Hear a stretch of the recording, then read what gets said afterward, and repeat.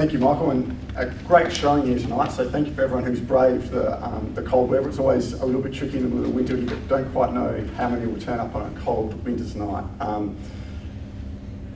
It's hard to go be after Deputy Premier because I think, as always, short, sharp, succinct. I think Susan nailed it as always.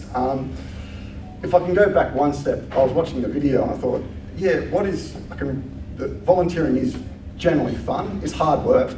It is sometimes definitely repetitive, but it is generally fun. And one thing that sprung to mind was about 3 years ago, I drove a group of young Labor kids, young adults, up to the Canalpin show. It's not exactly Labor country up there. And we all trotted off the bus in our red Labor shirts. And everyone was lovely at the show. We walked around the show and we were there for a couple of hours because there was a cake contest with a couple of MPs.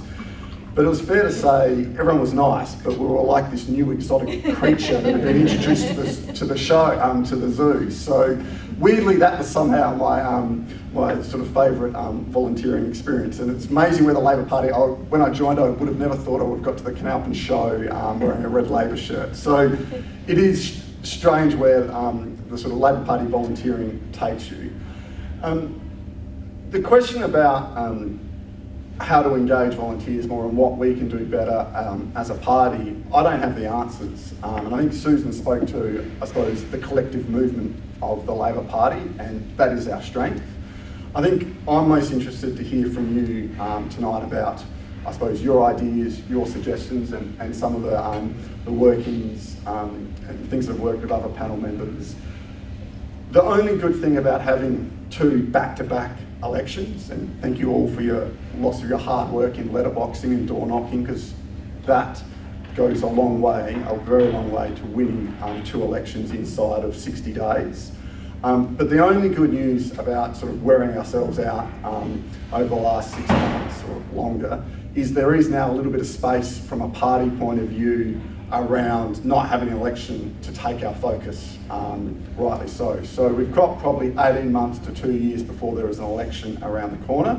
And I think from a party office point of view, that gives us an opportune time to get into what we call the second tier to-do list, which is, it's always there, but it never quite gets done. So I'm open to any and all suggestions, ideas. I'm happy for party office to sort of support an idea and see if it works. If it doesn't quite, we'll take a learning from it and fix it and change it.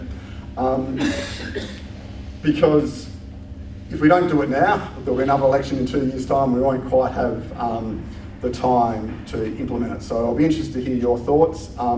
Again, just one thing that Susan touched on. Quite often when you go to a friend's barbecue or a relative's barbecue and they ask you, you get into a political discussion, or lots of people ask you where you work, you take a deep breath first because you don't quite know what you're in for. One thing I love when we're volunteering in the Labor Party or walking into a room like this is you're amongst your friends. You can have a like-minded conversation. Not always going to agree, and there's always going to be different points of view, but it is that like-minded movement is our strength, always has been, and always will be. So thanks for coming along tonight, and I'll look forward to hearing from you.